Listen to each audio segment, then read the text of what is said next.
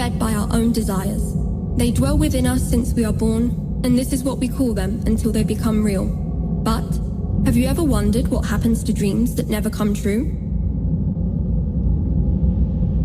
Prieto awoke in the same spot again. His memories vanished at dawn. There was little excitement behind circus walls.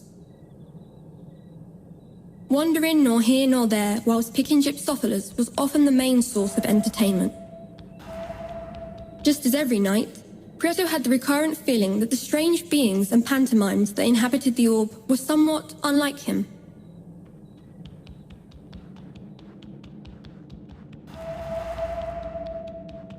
Clowns are said to hide sadness behind their disguise. Strength to put on a smile had abandoned this one clown. Fears of being branded as ridiculous drove him to desperately seek approval. In the end, his possessive little puppet took control of his movements, with the strings that held them together. Prieto was insecure and shy, and had never really found the courage to mingle with the others, but surely just around the corner that was all going to change. Looking at the clown, Prieto came to realize that there was something he wanted to say, but the puppet wouldn't let him. What if he just cut the strings?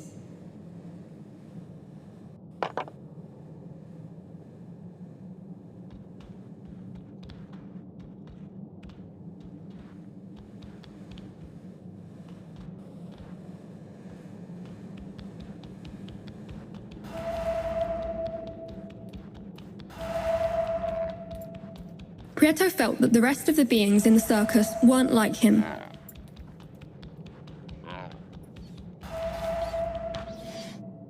The strange beings in the circus would do the same thing night after night, like clockwork. While Prieto pondered over how to free the clown, he encountered greasy, obese Grand Mac, who, as he usually did, was milking his poor skinny cow. Greed is a bottomless pit, a never-ending effort which never provides true satisfaction, and Grand Mac was the epitome of a greedy soul. He found utmost joy in storing all kinds of objects, for they were his most cherished treasure. He boasted to others about them and took displeasure in seeing them touched by hands that were not his own. You there? Why do I see you lurking around here? Look at the mess you've made, spat Grand Mac. Prieto, a little scared, dared not move. You are jealous of my wealth, are you not? Said Grand Mac. Prieto timidly glanced at Grand Mac's prized possessions. An old pair of scissors caught his eye. Two colleagues walking to a beat, big round eyes, and long, long feet, said Grand Mac. Prieto, eyes fixed on the scissors, did not utter a word. In view of this, Grand Mac said, "Are you dumb, or you just cannot talk? Do you like my scissors? If you want them, you will have to give me something precious in return. Round like a saucer, unaffected by blows, and relentless bouncer."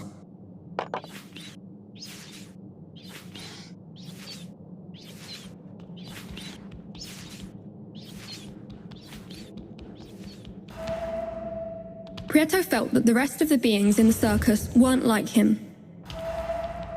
The more he stared at them, the more out of place Prieto felt.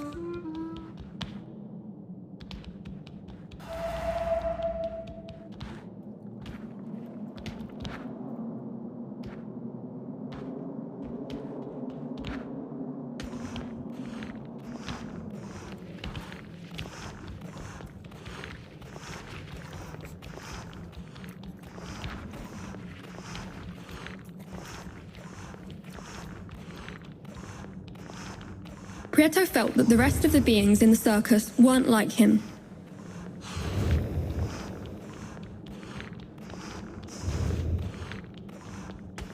Round like a saucer, unaffected by blows, and relentless bouncer.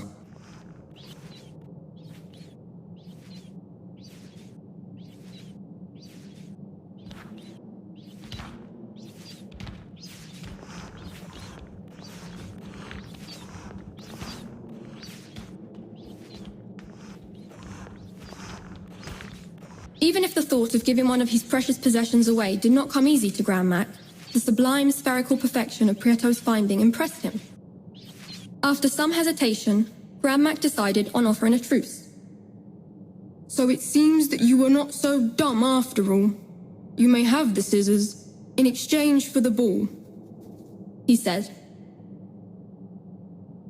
Silence is a hard argument to refute, and Prieto remained tight-lipped. Grandmac handed over his precious scissors to Prieto, and then admired his newly acquired orbicular treasure.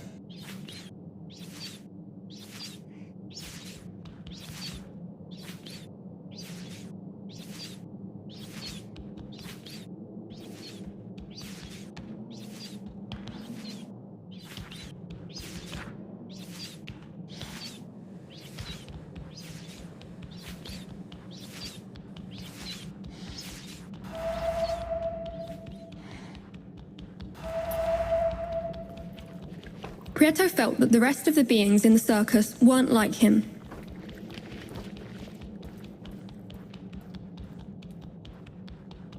Prieto returned to the clown's house. Again, he had the feeling that the clown wished to share something important, but the puppet wouldn't let him. Armed with his scissors and guided by his kind heart, Prieto decided to cut the strings that held the clown captive.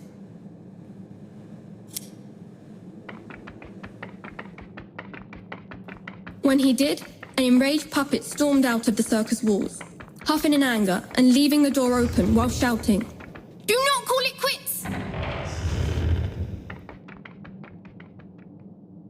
Unshackled from the puppet strings, the clown broke his silence and warily said to Prieto, "Once, a long time ago, I was just like you. I too was full of hope, but over time, I became infected with laziness and neglect, and soon ended up trapped in my own misery. I wholeheartedly appreciate what you've done. I fear it is too late for me, but you still have time to leave this place. It is said that beyond the circus walls, within the great volcano, lies the well of truth. There, dreams come true. Follow me, and I will show you something," offered the clown.